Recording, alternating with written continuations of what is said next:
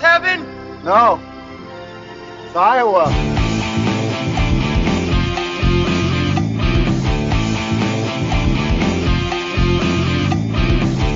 Hey, tell me a fucking story, Kevin. Once upon a time, I woke up, I jerked off in the shower, put my clothes on, went to work, had some dinner, and now I'm recording a podcast. That's the best goddamn story I've ever heard in my entire life. You got to start at the end. Start at the end. When you jerked off. And none of that wolf shit. I don't want to hear about Red Riding Hood. Goldilocks and the Three Bears is what you want to hear about? Yeah, entertain me. All right. Dazzle me. Well, we're talking The Lookout this week on the Pot of Dreams. Let's start at the end. Can't tell a story if you don't know where it's going.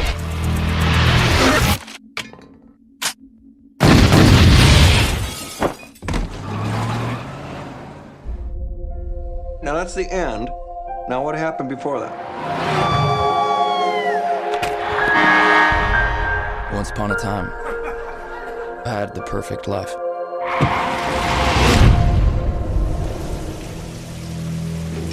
Now I have to write everything down just to make it through the day. Any problems this week? Nope. Crying? Raging? Nope. Taking your meds? I want you to write down bank extra clean in your little notebook. That's Chris Pratt. My friend would like to buy you a drink. Gary Spargo? We know each other. I was your sister's class. I heard what happened to you. And everyone was talking about how you woke up this other guy. Were you with a lady tonight? Where'd you meet her? Gary introduced me to her. Toast family, right? What's this? Yes, this is a project I've been working on. Why are you taking pictures of a bunch of banks? Because I'm gonna rob one of them. What is this? You know, I need your help. You want me to rob the bank? Don't you want your old life back? You can't give that to me. I was 3 years ahead of you and I looked up to you. I'm gonna help you. How? Whoever has the money has the power. On the night, your job will be the most important job of all. You're the lookout. Look, I can't do this. Go in there, do your job, and shut your mouth.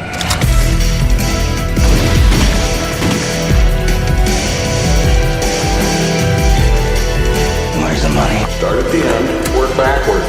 What are you doing here?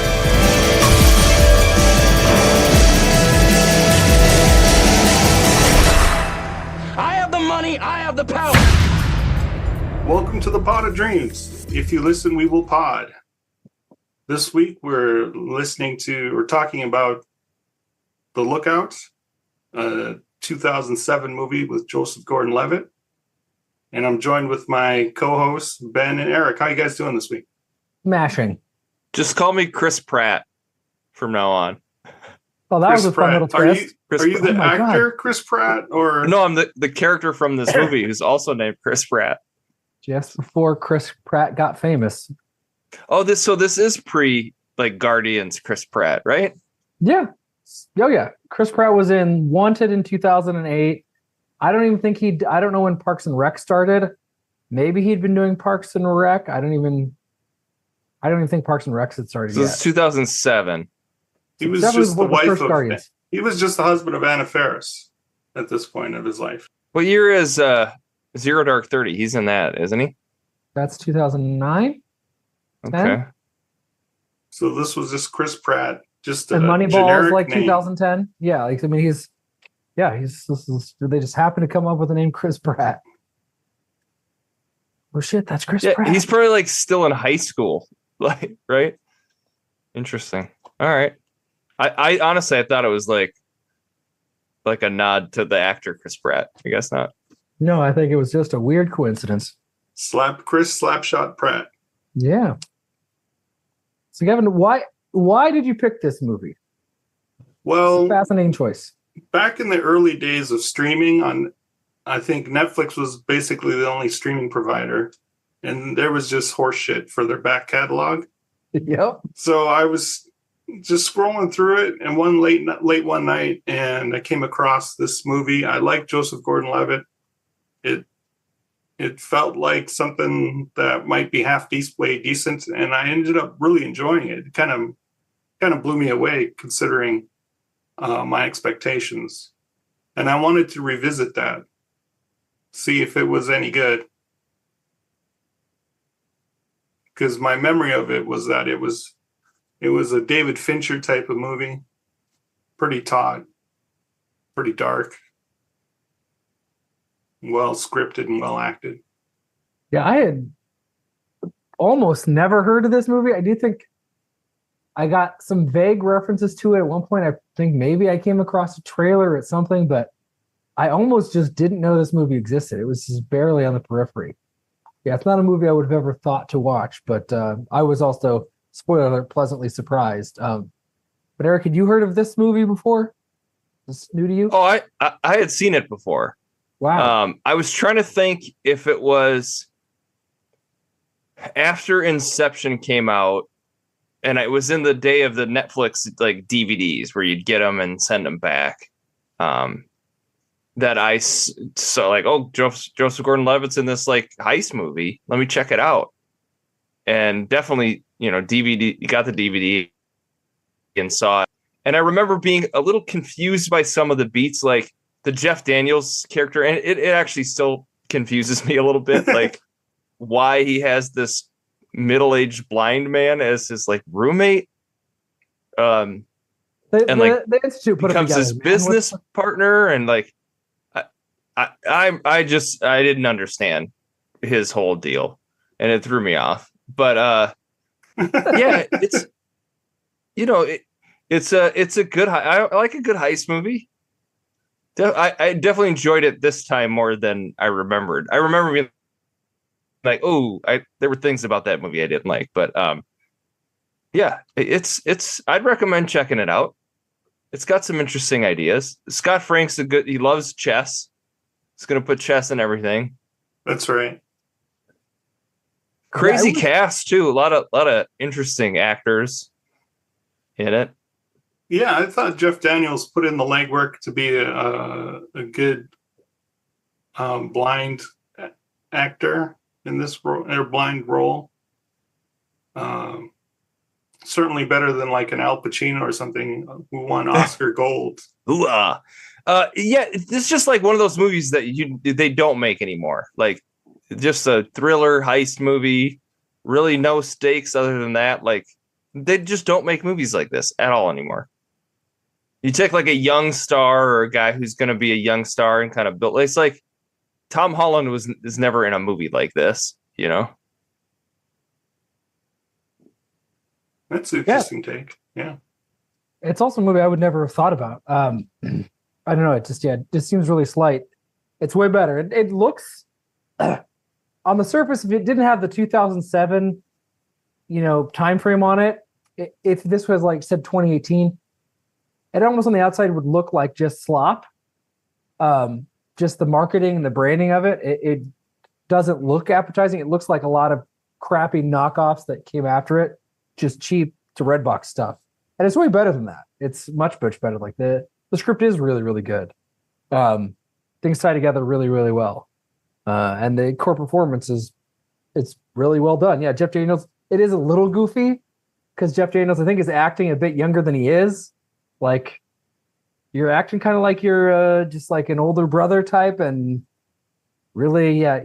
But he like goes to Thanksgiving dinner with Joseph Gordon-Levitt. I was just like very confused by that. Yeah, so it's a little bit of a goofy relationship, but I kind of accepted it at first. It took a minute, and then I went with it. There was a little hesitation, and then I was like, all right, whatever. They're paired together. He's his kind of mentor. Okay, fine. The institution thought they would go well together, and he needed some place to live. Felt right. Yeah. Wait, maybe I missed that part. So they were like placed together? Yes. Okay.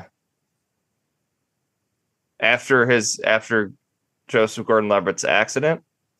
Yeah, I think Jeff Daniels is talking to Isla Fisher about whatever. I think it's during that competition. he says that they got paired together by whatever it is, the organization that does the job training and stuff, because Jeff Daniels knew all about it. He's like, I knew the instructor, I know what they're teaching you, I know how they're talking to you about it. So he understood like exactly what Joseph Gordon-Levitt was going through. So yeah, they didn't just like happen to find each other. It wasn't like a fluke. It was constructed by other people. But see, this movie, it does that sort of thing where it doesn't overly explain stuff. Like that's where, I mean, that feels different than modern. If this is on Netflix, there's some guy would have explained everything within 5 minutes. Sure. Who he is, what he's going to do. There would have been so much dialogue about that you learn so many. Like, you don't learn about his full accident until like the end of the movie, almost, where you see exactly what happened with the girl with the leg. Like, you don't learn really any of that. You know, somebody died, but you don't get all those details really. They kind of sprinkle them in throughout the movie. Yeah. Yeah. No, you're right. It's way smarter than it's not. This movie isn't slop at all. This is a really good sort of drama thriller. It's kind of a heist movie. The heist it's really about the dramatic implications. There's not much of a heist. It's really about the relationships. But there's a little bit at the very end. But it's great. It works really well. So Chris Pratt, Go ahead. He plays somebody with a severe head trauma. He was in a car accident that killed his two best friends and took the leg of his girlfriend. His girlfriend apparently came mad at him and never talked to him again. And he misses her. And Kevin, when you drive down the highway with your lights off, chasing, you're pretty good at that, right? Yeah, with the top down, of course. With the top down. Well, that's the thing. The accident is 100% his fault because he's being a very stupid high schooler. I mean, they're on the back roads on like a convertible on like prom night or whatever, and he turns the light off to show these fireflies. Is it Kansas? We learn it's like Kansas City, right? Isn't that? Yeah, somewhere in the Kansas area. It's not the greater Des Moines area. No, it's the greater Kansas City area. Yep. Okay. And he turns the light off and he shows the fireflies, and everybody's like asking him to turn the lights on. Everybody's getting freaked out, and he freezes to do it by like at the last second. He turns them on, and then they careen into a stalled combine on some back road somewhere. Why didn't the combine have any lights on it? So it wasn't really 100% his fault. I mean, yeah, you should have had your lights on, but damn combine's in the middle of the highway. What's up with that? Stalled out so that it didn't have power. I don't know if the lights are on a different system. That's what he said. It was stalled out. I don't know what that means technologically. But fine. I think a lawyer could have a field day and say that it wasn't technically his fault. The lights off is a tough case. But well, he didn't go to jail or anything for it. That's true. Yeah, that's true. Yeah, I mean, you have a hard time suing the combine person when you're just on the back roads. The people in the back seat weren't wearing seat belts, right? They were sitting at the top of the convertible. Well, neither was he. Doesn't he say he flew like 60 feet in the air or something like that? Yeah, sure. So I don't know. Yeah. Anyway, but it's brutal because the movie choice that you already. I mean, I haven't seen it before, but it sets it up like something bad's gonna happen. We get this lovely "My Morning Jacket" song that plays right at the very opening credits, and it's a sweet little song. And it's been a long time since I've heard "My Morning Jacket," but it brought me back a little ways. But you just know, like one point he stops on a freaking railroad track, and you're like, "Oh, come on, is this it? Is this it? Is this it?" And then all of a sudden, it toys. You know it's coming. Yeah, like, it's gonna be bad. And it finally hits, and it's brutal. And then we cut to him 4 years later, living this life with the middle-aged blind roommate, taking these like classes to work on his. Secrecies. It's all his parole officer or whatever she is. Yeah, he's a case manager. Case manager, sure. But it's Jeff Daniels always makes me laugh. Even when he's playing like a serious character, he just something about his. Well, I think his character was supposed to be some comedic relief. Yeah, he's playing a goofy guy. Larry Flint looking motherfucker. Yeah. So yeah, I mean, I think you're a little bit supposed to. I mean, he says stuff. Am I dead? No one's talking to me, so I must be dead. No, No, he's there. Yeah, he's the little bit of levity. There's not a lot. Because this is a very serious, sad movie. I mean, it starts off super sad. I think he's just trying to pick up the pieces of his life. He visits home, and that's kind of worse because he sees his family and they're happy and rich, and he sees what could have been but isn't anymore because he can't have that life because he has memory problems. Couldn't quite know the extent of it, but he forgets stuff. Yeah. Do you think they handled the traumatic brain injury well in this movie? Is it, is it tasteful? Like, I don't know. I thought it was realistic. You thought it was real? Okay. I don't really know a lot of people that have suffered from traumatic brain injuries, so I haven't had a lot of experience around that. I was just curious if it seemed realistic to you or not. I mean, I'm no expert, but it's played out in realistic fashion. He was going to class. He was having trouble sequencing, and they talked about that. He had different issues with being able to or unable to drink with his left hand and stuff. And you could see like impulse stuff too, where he so his frontal lobe was damaged. We had a brief thing about it, so he can't regulate his emotions as well or his thoughts. Like when he's got the caseworker, he's having a conversation with her. Carla Gugino, what's her name? Big fan of hers. Okay, is that her name, or you're just guessing? Yeah, Carla Gugino. She was in Watchmen. Her and Gary. Watchmen, her and the Gary character were both the Matthew in Watchmen. Good guy. Yeah. Yep. She's also in Son-in-Law. She was in Son-in-Law, the Pauly Shore movie. That's my first experience with her. Okay. Snake Eyes. She's in Snake Eyes. But I mean, he has a conversation with her. We're learning a little bit about his character, and he literally says, "I think about fucking you a lot," which is obviously not a typically appropriate thing to say to in polite company.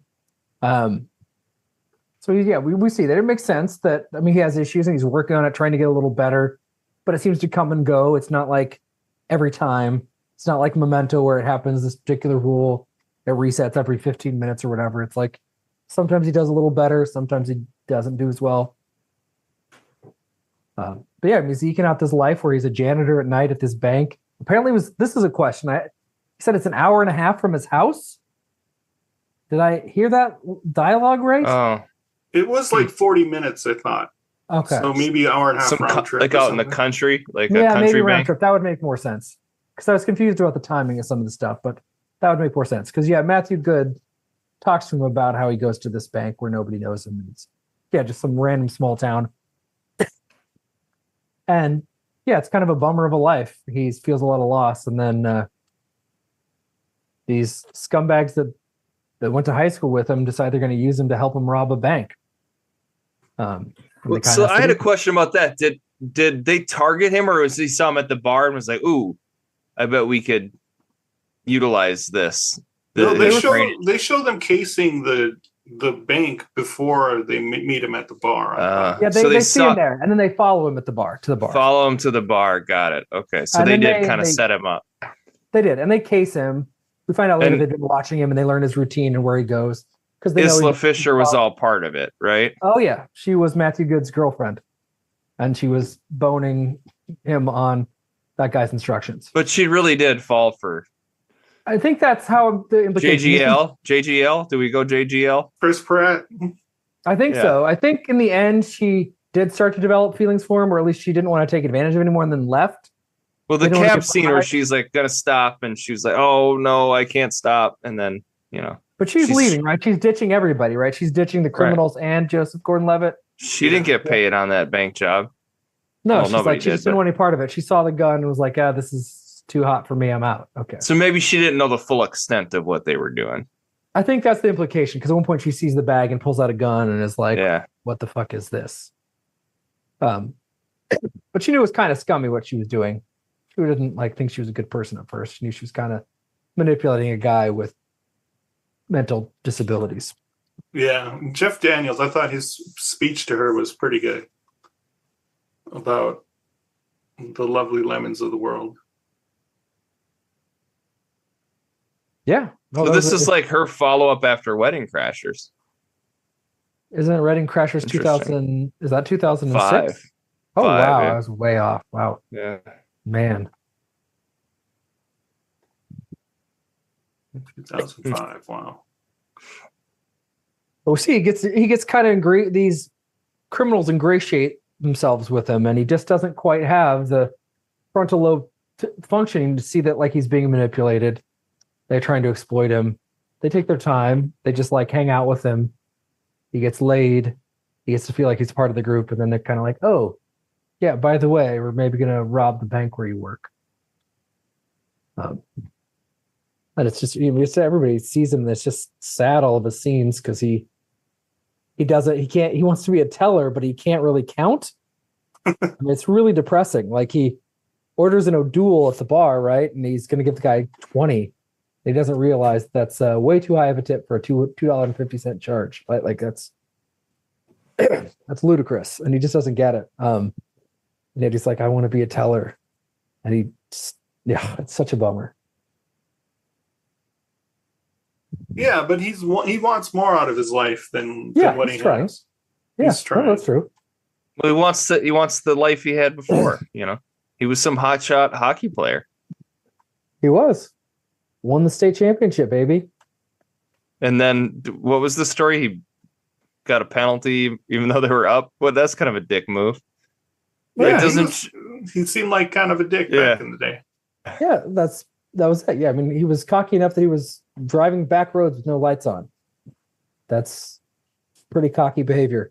Yeah, they knew they were going to win, so then he got in a fight or beat somebody up or whatever he did, just because he's like, oh, we're going to win. Oh, because he knew he wasn't going to get suspended because it was the last game of the year. And we're going to win, so it doesn't matter. I can just, and people cheered him and loved him. But there's all these like just wonderful little moments where like he's meeting some of the criminals, and one guy went to Hamlin or whatever it is, some Hamilton's, whatever, some rival school. He's like, oh yeah, we played you guys in hockey. Did you play? And the guy's like, no, man, I wasn't into sports. And then a few minutes later, this is where it feels kind of accurate. A few minutes later, he's like, oh yeah, you played for Hamilton. And the guy's like, no, man. He didn't remember that the guy had gone to the school but didn't play sports, and had just remembered it as that guy hadn't played hockey. And it's just this little moment where he just doesn't quite track everything. Yeah. He's got a little notebook where he just writes stuff down, and that's his way of trying to remember stuff. I guess he doesn't have a BlackBerry at this point. Maybe that's not for him.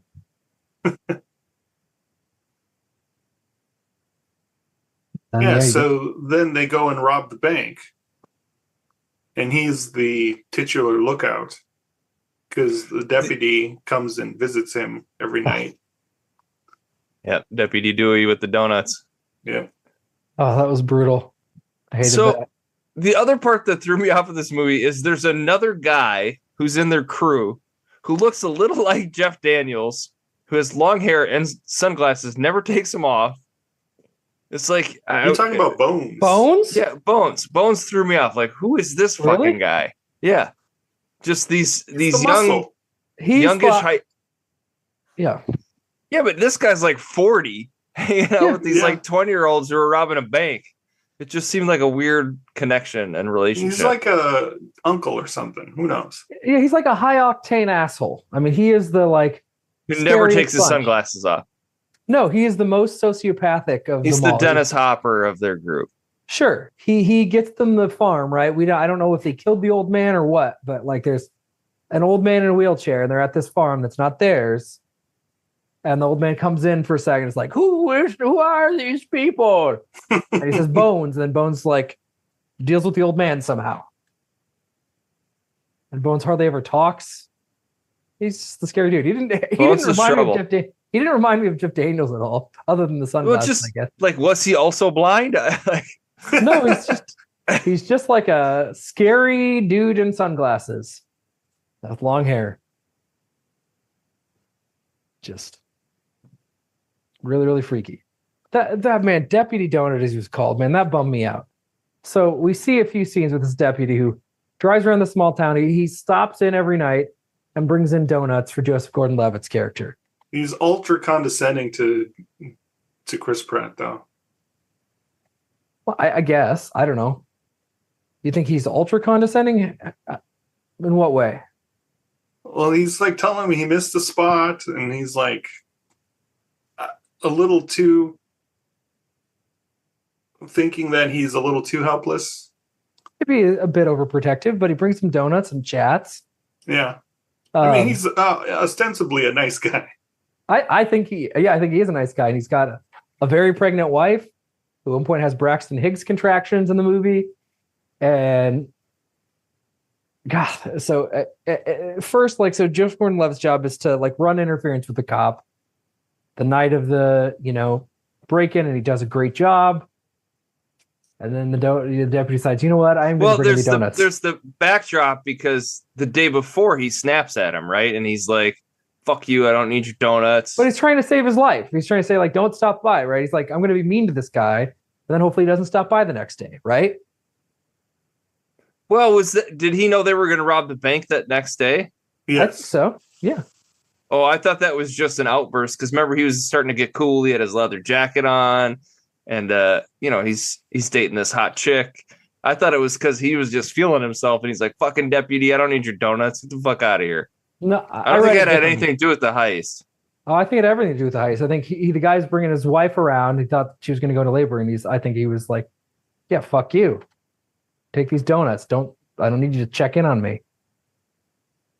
I think it was like Kevin said, he was being condescending, and he was like, "No." At first, he was nice. He's like, "Hey, man, you don't need to check on things in the bank. Don't worry about it. You don't need to check on stuff.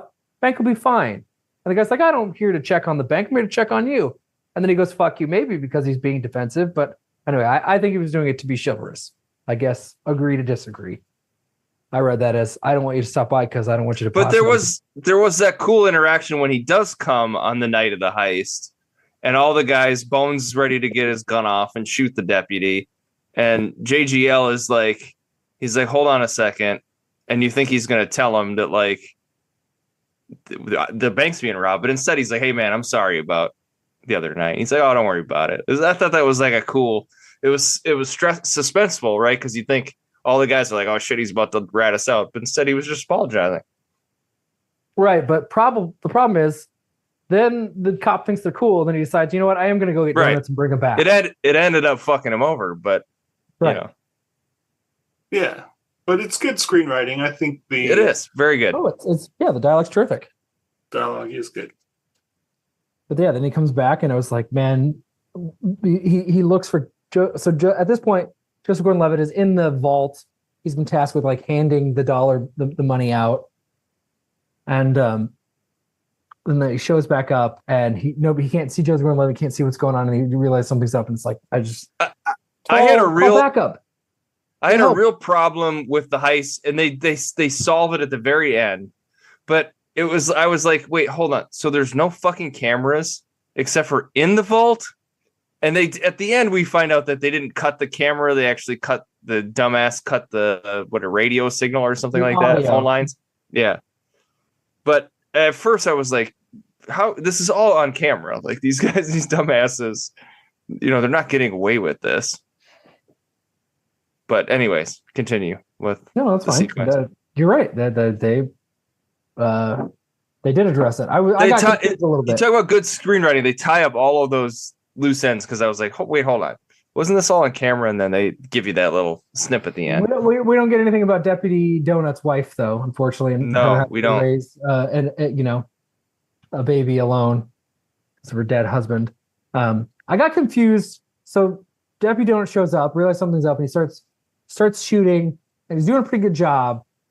I was like, damn, Deputy Donut is out here tombstoning these guys. Really, really impressive. He was was on brand, but that evil Bones was too sneaky.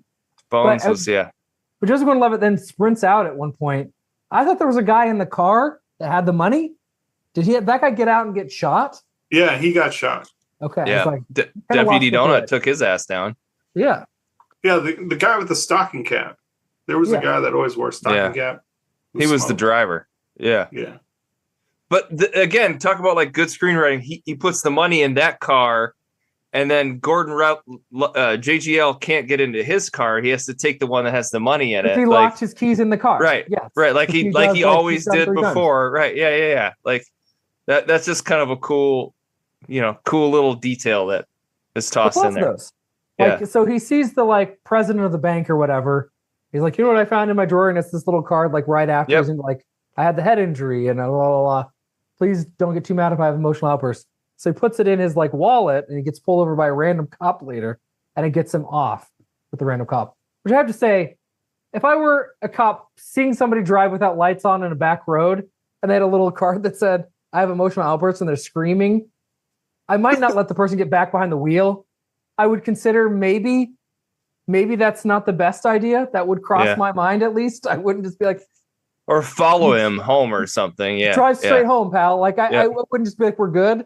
This guy didn't have lights on and he's got head trauma.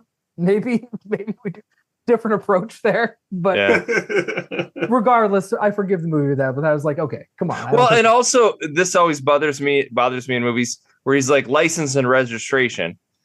He would not have the registration for that vehicle. It's a fucking stolen car, or it's the other guy's car. He would have his license, but he's not going to have the insurance and registration for that vehicle. So the cop would be like, no, not at all. I don't even know whose car this is. Yeah, he just read the head trauma card and was like, all right, give this guy a pass. He's screaming like a lunatic. I don't want to deal with this guy. It's cool. Right. I'm out of here. Back in my car.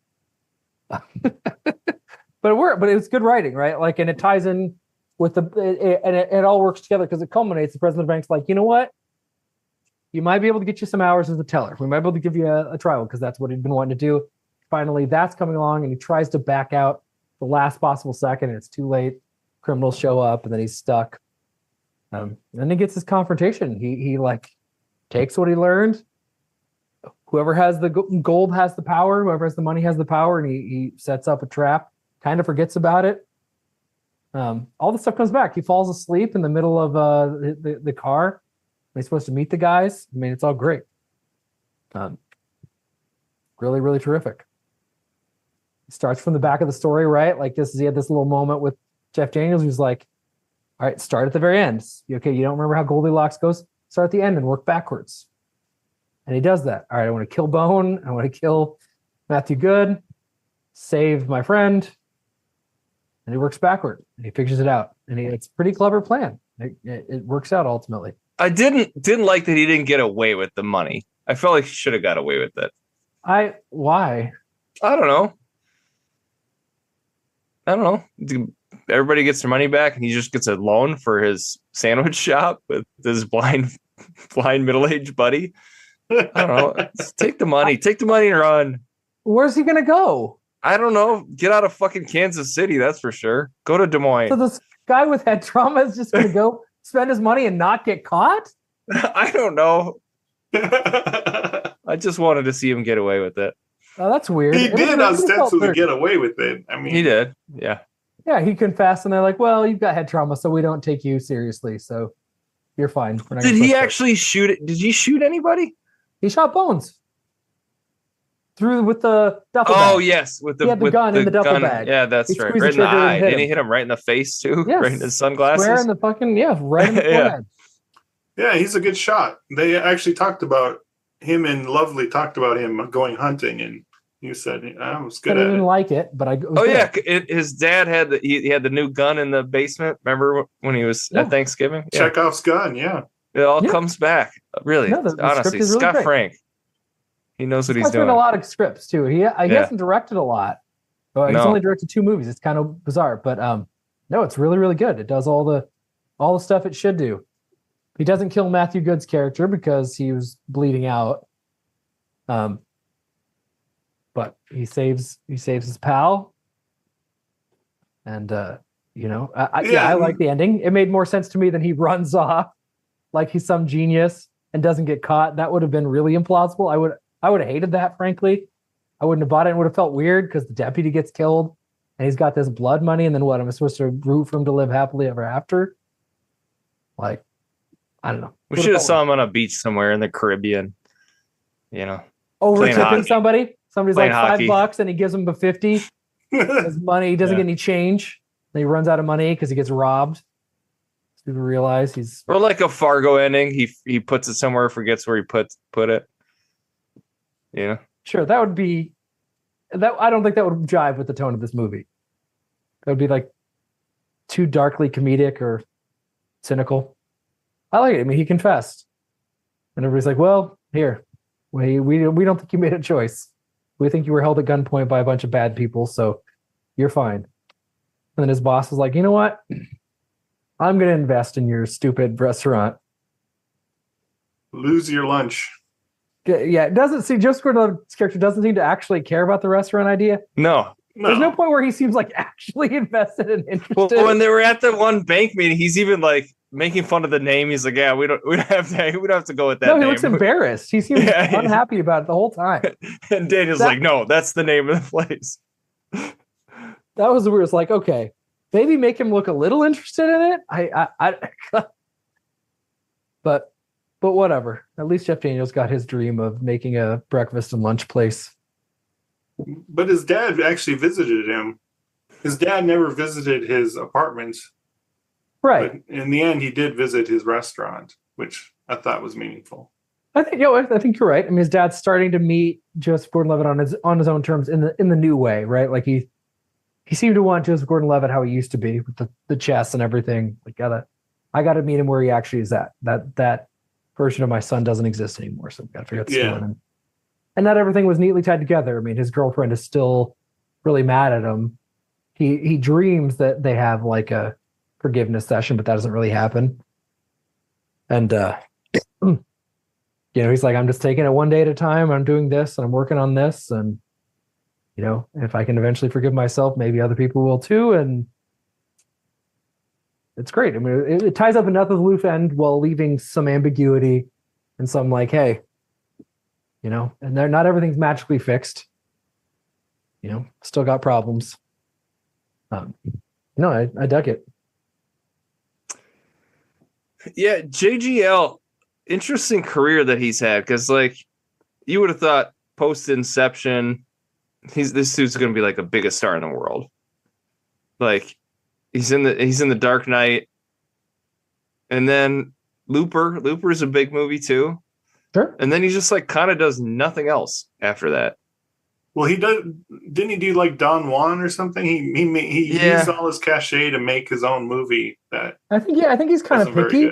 I don't think he's just going to do anything, and I think he's like cool with doing nothing if it doesn't. But the 2010s, like the mid to late 2010s, he's in bit roles. He does TV and stuff. Just weird choices. Yeah, he did 50-50, the comedy with Seth Rogen. That was 2011.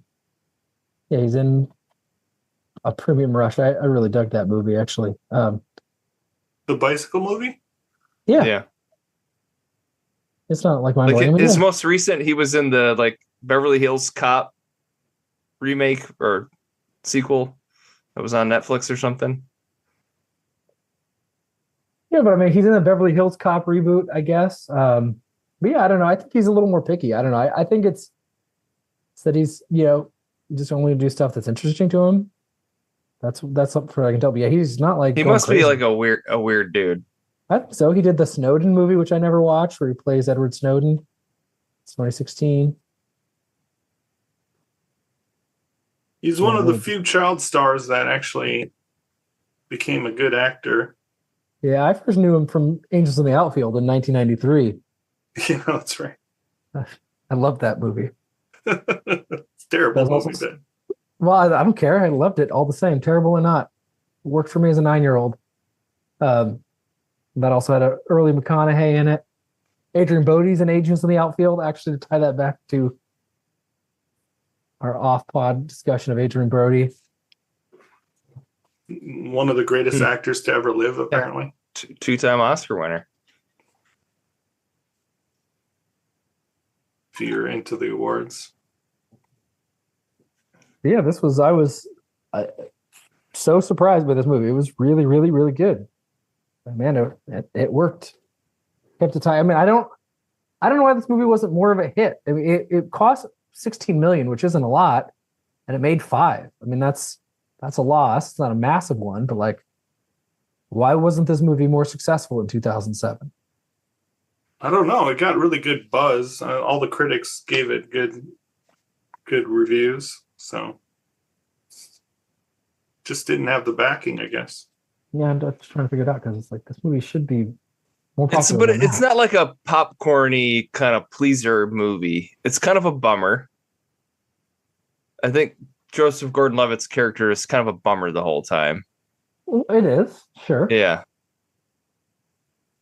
I mean, the heist stuff is kind of fun, but it's overall it's just like not a fun movie. No, it isn't. The heist isn't fun at all because like by the end you're like, don't do it, man. The whole time, like, get out of there. Don't do the heist. It's like really well structured and well written, and the characters are well developed, but like the whole movie is just kind of a bummer. Yeah, it's not in like a Oscar bummer, like a real ensemble bummer. This is more just just kind of like, oh, that sucks. That sucks that he's all busted maybe it is up. a movie you think should be more fun than it is. Yeah, that's part of the problem. Because Ensemble is a bummer. It's not a movie that looks like it's going to be fun anyway. You don't think I'm going in to have a good time. You're like, I'm going to be depressed as shit when I watch this. This is what you think. This you don't necessarily know. But look at it's lookout heist. You feel sorry for him the whole time. There's just a lot of I pity him a lot in this movie. Everything that happens to him is like not his fault, but also sort of his fault. Yeah, his agency is ambiguous, right? Like you want him to be an agent, but you're also like, I don't know if you are. And there's even a question at the end, like, does he forget his plan? Or was he lying or did he actually forget? Right? Little Kaiser Sose shit. Maybe it was. Well, that's Matthew. The whole thing is like, he gets there. He's like, where'd you put the money? He's like, I don't remember. And you don't know if he legitimately didn't remember or he's pretending. You don't know. I think it was real, but we should have had a scene where at the end where he all of a sudden can skate on and skates around and hits the puck. But he does skate, and it's great. Yeah. He's not like a prodigy. He's not like, oh, I remember how great and he's doing crazy shit. He's like, I'm on the ice again. I'm not great, not nearly as good as he used to be, but I can kind of skate on ice. I don't know. That's probably as good as it gets for his character, if you're being honest, right? Like I know you want to imagine him on a beach, just stoking it up with Isla Fisher, living happily ever after. Making good investments so that $2 million lasts, but I think that would be implausible. Would have been more of a crowd pleaser then. Maybe. I still would have thought about Deputy Donut though.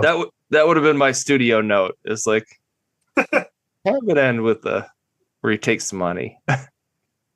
Might have made more money, but I think it would have made a worse movie. But it's a great podcast idea. Studio notes where you give the movie notes as if we're I don't know. It's probably a terrible idea.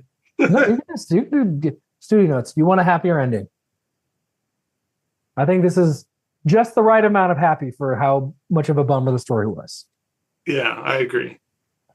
Like it would have been like, oh come on. He's like Milton at the end of Office Space. Excuse me, I ordered Zachary, please. Getting ignored. No. But yeah, I don't know. This was terrific. I was very pleasantly surprised. Kevin, was it as good second time around? Well, knowing how it turned out made it less good the second time around. Because trying to figure out how everything is going to tie up in the end. It's kind of the fun of it. So that was the part that you miss out on the second time, but still held up. Still was a good movie. Still well acted. Well, dialogue was good. I thought the plotting and pacing was also well done. So, I'd give it 4 stars for me. Nothing wrong with it. That's exactly what I would give it. It's not quite super immaculate. There's a little wonkiness here and there. And it is kind of a bummer, but it's really well made. I really am surprised that this is only one of 2 movies that he directed. But I guess since it didn't make any money, that's really what Hollywood cares about. So even if you make a good movie that just doesn't do well, I don't think Hollywood gives 2 shits. Yeah, I'm more in the like 3.5, 3 range. For like the reasons I said. I don't know. The middle-aged blind man as a roommate just threw me off a bit, and then it like it's not a fun movie. I like my heist movies to be fun, and this really isn't. It just wasn't raw entertaining enough. But it's really well structured, like I said, well written. All those little details that they don't need to be in there, right? Like most movies don't have that kind of well crafted, well thought out connections and callbacks and things like that. So, and I appreciate that. Yeah, I mean, this guy and the writer. I mean, he wrote Minority Report and Logan. I mean, it's good writing credits. Yeah, I mean, it was a good one.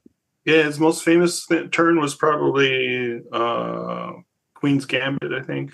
Oh, right, right. That was well received.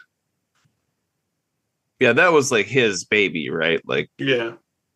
He wrote and directed and produced Queen's Gambit. It's good. Queen's Gambit's good. Yeah. I can't believe I enjoyed a show about chess. But I did. Oh, wow. It wasn't too boring? No, it's exciting. Wow. It's just people moving little pieces on a board? Oh, man. Requires no athleticism whatsoever. Impressive. Okay. Well, I think it's my turn, right? Am I correct? Yep, I believe so. And you're not picking for me? You've decided you don't want to do that? No, you pick your own movie. All right. I got a movie. This is neck and neck, actually. But I'm gonna go with this one for now. 1981 is the year of our Lord. E.T. Not E.T. Though I do love that movie. Mac and Me. Oh man. Someday I'm going to pick a really awful movie just to annoy Eric. That one of those so bad it's good movies, but no, it's not Mac and Me. Wait, this would be like Raiders of the Lost Ark. It's not Raiders of the Lost Ark, but I sure do love me that movie. So this was the number one movie in the United States during its opening weekend. It grossed $34 million in the United States and Canada. Overall? Overall, eventually. It was the 18th highest grossing movie of 1981. So, and Roger Ebert called it both a wondrous vision and a mess. What he said about this movie. Oh boy. We're gonna get a little closer here. So this movie actually began development as an unproduced adaptation of The Lord of the Rings. So get us a little closer. Started off as Lord of the Rings. Is that the Legend? It's not Legend. I love that guess, but it's not Legend. Oh man, I haven't seen that movie in a long time. Yeah, me. I don't know if I've ever seen that entire movie. That's the one with Tom Cruise, right? Yep. And Tim Curry, I think, plays like the devil. Like the devil, yeah. Willow? Ooh, I love that guess too, but it's not Willow.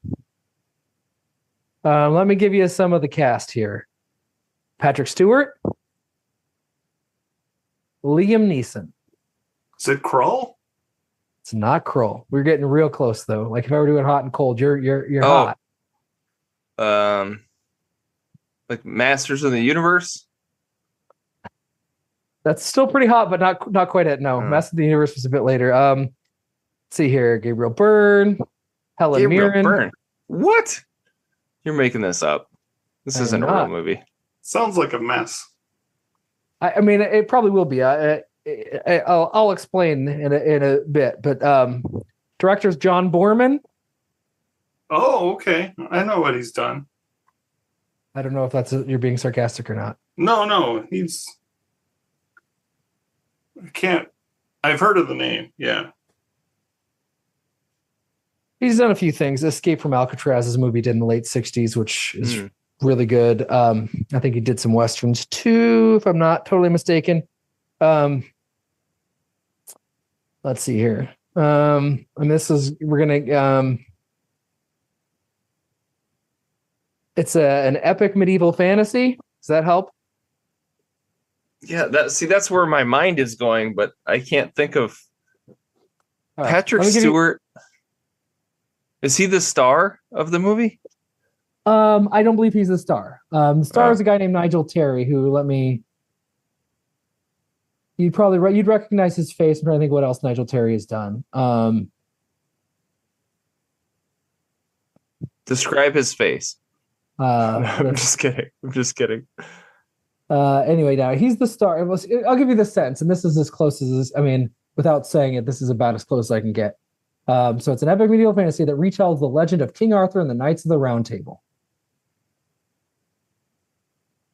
Is it Excalibur? You got it. That's it. All right. So I've only heard of this movie. Me too. It might be terrible, Eric. We can start off. You can be really annoyed that the movie is terrible. The next movie I pick, I think you'll probably like. It'll be next in the queue, but I'll save that. The other one I didn't pick. Excalibur. Is it streaming anywhere? Actually, I don't know. I just decided I want to watch it, so I have no idea. I didn't look that up. I hope so. It's intriguing. I mean, it's got quite a heck of a cast. Yeah, and I was reminded of it. I mean, I'd heard of it before, but I'm reading this book about the making of Peter Jackson's Lord of the Rings, and it talked a little bit about previous attempts to make Lord of the Rings. And I heard there was this bit about this crazy write-up that John Boorman did as he was possibly going to make Lord of the Rings, and it sounded crazy. He was just making up insane, like Caligula shit to happen in the movie. And they decided not to go the route of John Boorman, and he took those ideas and he apparently put them into Excalibur, at least some of them, which sounded wild. It sounds entertaining.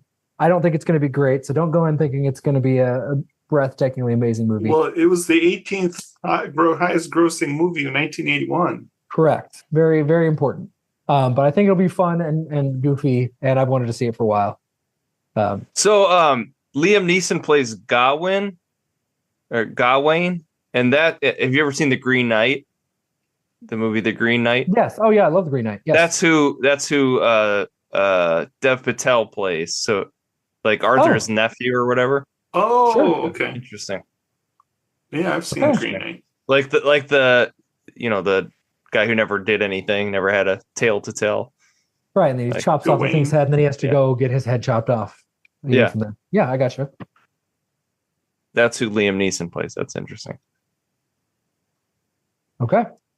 So he overlapped the Lord of the Rings with the Tale of the Knights of the Round Table. Well, I think he just wanted a fantasy outlet to make up a bunch of crazy shit, and he started out doing it with Lord of the Rings. Did a treatment where it was crazy. Like, well, maybe I'll just do what I was going to do to Lord of the Rings, and I'm going to do that with the Arthurian legend. I'm going to make up a bunch of crazy shit. Oh, because that's public domain at this point.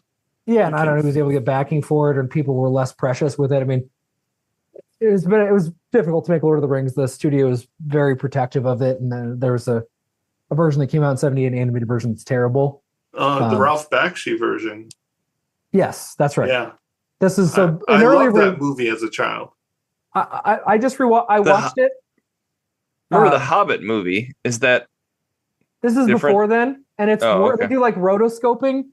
Also hand drawn, like that's where they like take a person and then they just draw over them so it looks more realistic.